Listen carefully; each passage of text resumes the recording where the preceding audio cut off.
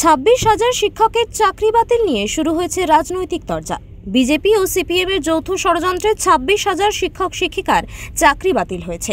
এই অভিযোগে পশ্চিম বর্ধমান তৃণমূল যুব কংগ্রেস এবং পশ্চিম বর্ধমান তৃণমূল ছাত্র পরিষদের পক্ষ থেকে ধিক্কার মিছিল করা হয় দুর্গাপুরে।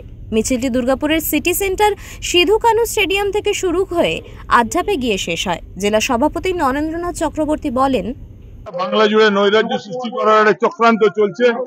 এই ষড়যন্ত্রের শিকার বাংলা 26,000 শিক্ষক, তাদের সমর্থনে সারা বাংলার ছাত্র যুব আজ মমতা বন্দ্যোপাধ্যায়ের নির্দেশে রাস্তায় নেমেছে এবং আমাদের লক্ষ্য আমাদের সেই ভাইদের মুখে হাসি ফোটানো, তাদের জন্য লড়াই করা।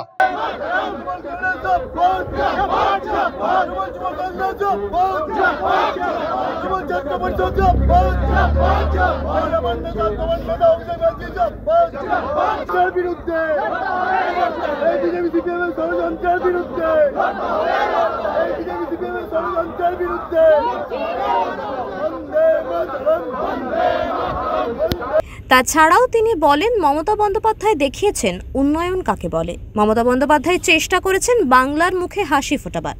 তাই যদি কেউ ভাবে বাংলার মানুষের চাকরি খেয়ে ক্ষমতা দখল করার চেষ্টা করছে, তাদের বলি বাংলার মানুষ তাদের মুখে ঝামা ঘষে দেবে। পশ্চিম বর্ধমান থেকে সন্তোষ মণ্ডলের রিপোর্ট, ওঙ্কার বাংলা।